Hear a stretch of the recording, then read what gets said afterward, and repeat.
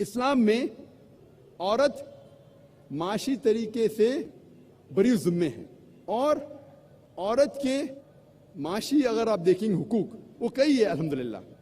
जब शादी होती है, शादी के वक्त, निकाह के वक्त अल्हम्दुलिल्लाह औरत को महर दिया जाता है, उसका फ़ायदा होता है।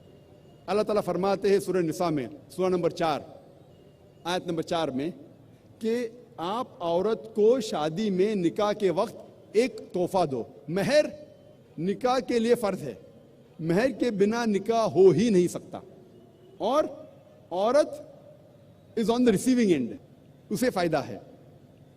लेकिन हमारे इस मुल्क के माशरे में हिंदुस्तानी तहजीब में उल्टा है। हिंदुस्तानी तहजीब में शादी के वक्त औरत मर्द को दहेज देती है, औरत मर्द को डाउरी देती है और ये बहुत आम है। अफसोस की बात है कि कई मुसलमान भी इस हिंदुस्तानी तहजीब को इख्तियार करते हैं। मर्द निकाह के टाइम पे औरत को महर देता है, लेकिन हमारे माशरे में, हिंदुस्तानी माशरे में उल्टा है।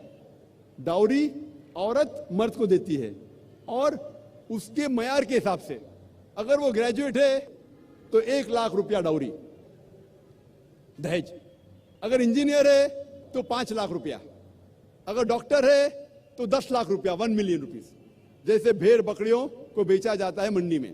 इस्लाम में औरत से दहेज या डाउरी डायरेक्टली या इनडायरेक्टली मांगना हराम है। अगर आप इंडिकेशन भी देते हैं धक्के चुपे अंदाज में, अगर लड़के वाले लड़की वालों से कहते हैं कि मेरे बेटे को 4 बेडरूम फ्लैट में रहने की आदत है, उसका मतलब 4 बेडरूम का फ्लैट डाउरी में दो, दहेज में दो, यह हराम है।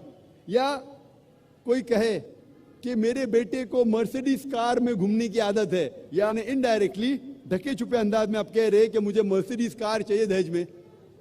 डायरेक्टली इनडायरेक्टली दहेज औरत से मांगना इस्लाम में हराम है। अगर खुशी से लड़की वाले कुछ तोहफा देते तो आप ले सकते, लेकिन मांगना जबरदस्ती या इनडायरेक्टली मांगना इस्लाम में हराम है। माशी तौर पे अल्हम्दुलिल्लाह सुम्मा अल्हम्दुलिल्लाह खवातीन बरी ज़िम्मे हैं और इस्लाम में अगर डिवोर्स होता है, तलाक होता है या शोहर मर जाता है, औरत विधवा हो जाती है, उसे इद्दत के दौरान उसकी सारी फाइनेंशियल लायबिलिटीज, जो खर्चा होता है, माशी खर्चा जो होता है इद्दत के दौरान, उसकी जिम्मेदारी है आदमी की। अगर वो जिंदा है तलाक के दौरान वो सारा खर्चा उठाना चाहिए।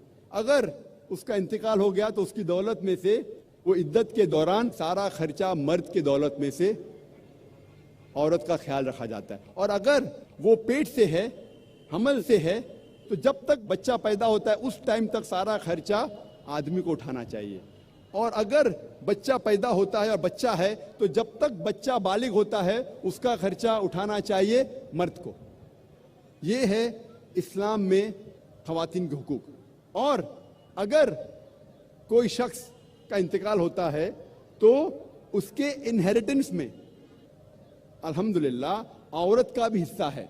मिरास के अंदर अगर किसका इंतकाल होता है तो जायदाद में हिस्सा मर्द के अलावा औरत का भी है।